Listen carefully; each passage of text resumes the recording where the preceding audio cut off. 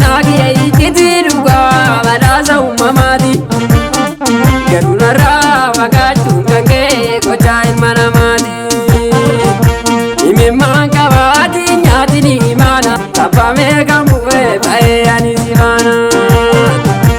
ime mankabati nyati ni mana tapame kamwe bae anisivana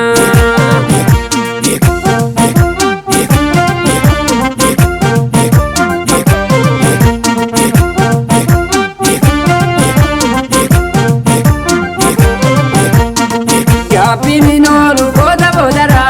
balbala june wali dilal bodaran. Pininu boda bodara, balbala june wali dilal bodaran. Pininu boda bodara, balbala june wali dilal bodaran. Pininu boda bodara, balbala june wali dilal bodaran. Lafatu sindi basirena ti korte, ala kenya la tu ajina ti morte. Lafatu sindi basirena ti korte.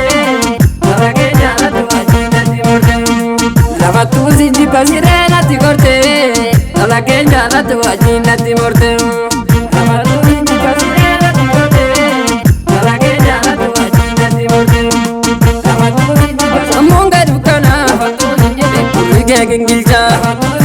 inni orma abdaga, silasi jinnija, imi manjab site, narake se morma, yo mambege ani. Akabo su forma unda wali vigda akuma gadidu me bubule lala kuma sawam fidu osagari jiru mabdalla jabsite rabbi sigabata kanduga jabsite mabdadi sesanga kuno jirinya de gafara kongabdu gafa sobaf kolfa bayeda ke virri asi goda shirri sirena ti korte ala kenya la tu ajina ti morte sirena ti korte ala kenya la tu ajina ti morte so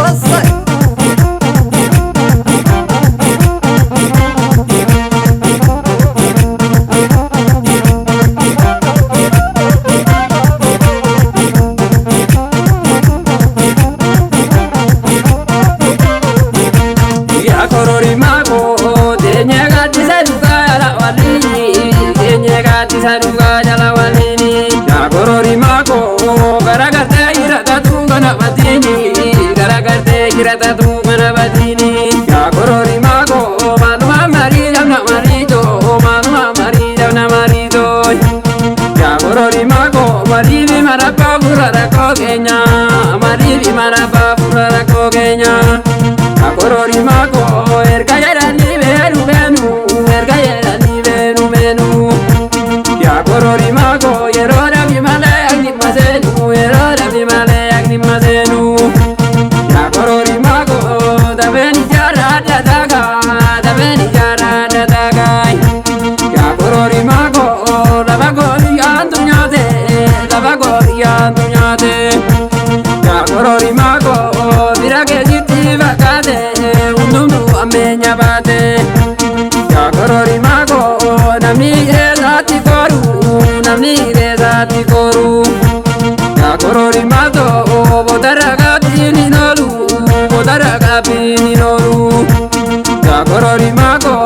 dokumai rafanedo ya gorori mago zakutara warpanu ya gorori mago bodakufadiri nolu ya gorori mago guma karara dabde ya gorori mago akasi yala duwalade ya gorori mago irbu galeza ganyate ya gorori mago galmadu patansiege ya gorori mago gabaso fama fobdabde ya tau kaya tau oh